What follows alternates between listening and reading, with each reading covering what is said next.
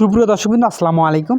তো আপনারা দেখতে পাচ্ছেন আজকে কিন্তু আমরা আসলে একটু আমার জমির এদিকে আসছি। তো আর কারণটা হচ্ছে তো কালকে থেকে কিন্তু এত পরিমাণ ঝড় বৃষ্টি হচ্ছে, তো শুধু রাত করে আর কি হচ্ছে। তো এই ঝড় বৃষ্টিতে কীরকম ক্ষতি হয়েছে তো সেটা আজকে আপনাদের দেখাবো ইনশাল্লাহ।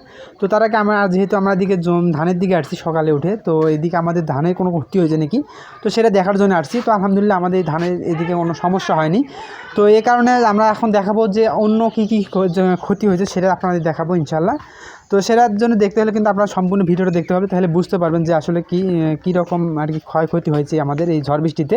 তো সেটা দেখার চেষ্টা করবো ইনশাল্লাহ। তো আপনারা দেখতে পাচ্ছেন এখানে কিন্তু আমাদের যে খামারের যে ঘরটা যেটা আছে, তো সব ঘরের কিছু কিছু অংশ আজকে আমাদের একটু নষ্ট হয়ে গেছে, তো সেটা আপনারা দেখতে পাচ্ছেন।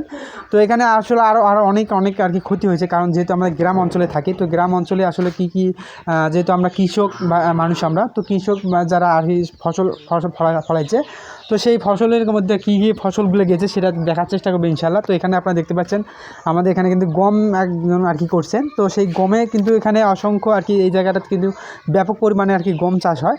তো সেই জায়গাতে যে গমগুলো কিন্তু কেবল একটু হওয়ার মতো উপযোগী হয়েছে, তো কিছু মানে একটু দানা কেবল আসতেছে।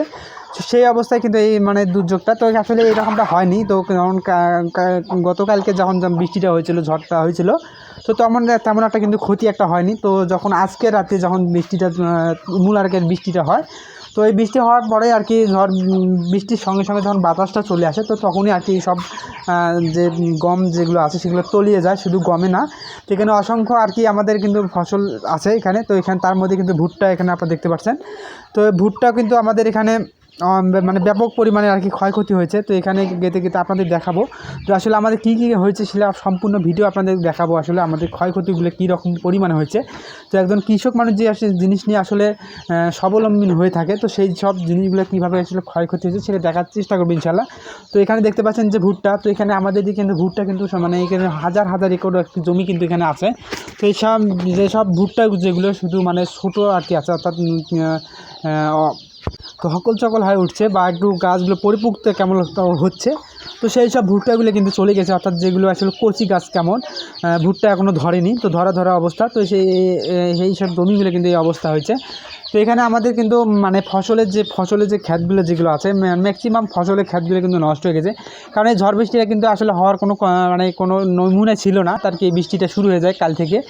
তো কাল থেকে হওয়ার পর মানে যখন রাত্রে যখন ছিয়ারি খাওয়ার পরে কিন্তু এই বৃষ্টিটা শুরু হয়ে যায়। তো ছিয়ারি যখন খাওয়ার জন্য উঠি আমরা, তো তখনই শুধু আকাশে একটু খারাপ ছিল, তো একটু আকাশে দেখি একটু ডাকাডাকি করে, তো হঠাৎ করে এটা আর কি, তো বোঝার কোনো উপায় ছিল না।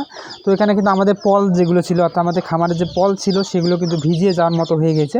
তো যাই হোক ওগুলো কিন্তু আমরা আস্তে আস্তে ঢেকে রাখছিলাম। তো এখানে আমাদের যে ঘাস বা যে মরিচ সব কিন্তু আসলে আমাদের এরকম মানে ভিজে গেছে, মানে এত পরিমাণ হঠাৎই আর কি এত পরিমাণ আসলে ঝড় এবং বৃষ্টি একসঙ্গে আসছে। তো এটা আসলে কখনো আমরা আসলে কল্পনা করতে পারি না যে এরকমটা হতে পারে, তো সেটা কিন্তু হয়ে গেছে। তো এক রাতে কিন্তু মানে তেমন একটা বেশিক্ষণ কিন্তু হয়নি। তো সেখানে কিন্তু আমাদের যে